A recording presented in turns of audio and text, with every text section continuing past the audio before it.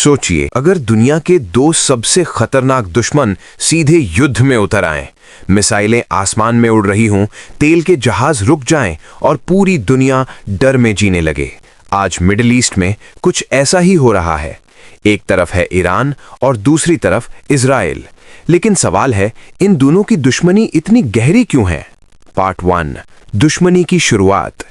आज से करीब 45 साल पहले 1979 में ईरान में इस्लामिक क्रांति हुई। उसके बाद ईरान ने इजराइल को एक देश के रूप में मानने से ही इनकार कर दिया।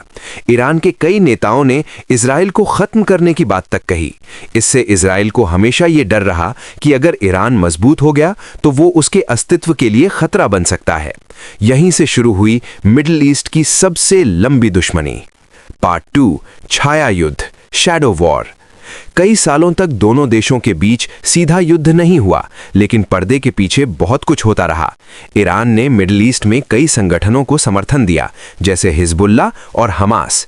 इजराइल का मानना है कि इन संगठनों के जरिए ईरान उसे चारों तरफ से घेरने की कोशिश करता है।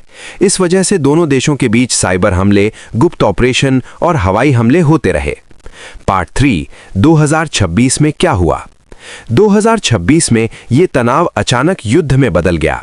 28 फरवरी 2026 को अमेरिका और इजराइल ने मिलकर ईरान के सैन्य और परमाणु ठिकानों पर हमला किया। इन हमलों में ईरान के सर्वोच्च नेता अली खामेनेई की भी मौत हो गई। इसके बाद ईरान ने जवाबी हमला किया। मिसाइलों और ड्रोन से इजराइल और अमेरिकी ठिकानों को निशाना बनाया। मिडिल ईस्ट अचानक एक बड़े युद्ध के कगार पर पहुंच गया। पार्ट 4, दुनिया क्यों डर रही है? ये युद्ध सिर्फ दो देशों तक सीमित नहीं है। मिडिल ईस्ट दुनिया के तेल का बड़ा हिस्सा सप्लाई करता है। अगर ये युद्ध बढ़ता है तो तेल की कीमतें बढ़ सकती हैं, वैश्विक व्यापार रुक सकता है और आर्थिक संकट भी आ सकता है। खासकर स्ट्रेट ऑफ हॉर्मुज पर तनाव बढ़ने से दुनिया की लगभग 20% तेल सप्लाई प्रभावित हो सकती है। पार्ट 5, सबसे बड़ा डर।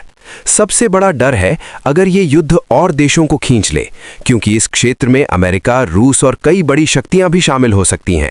और अगर ऐसा हुआ तो ये केवल एक क्षेत्रीय युद्ध नहीं रहेगा। तो सवाल ये है कि क्या ये युद्ध जल्द खत्म हो जाएगा या मिडिल ईस्ट की आग पूरी दुनिया को अपनी चपेट में ले लेगी? आप क्या सोचते हैं? कमेंट में अपनी राय जरूर बताइए। और अगर आपको ऐसी ही डीप जियोपॉलिटिकल वीडियोस पसंद हैं तो चैनल को सब्सक्राइब करना मत भूलिए।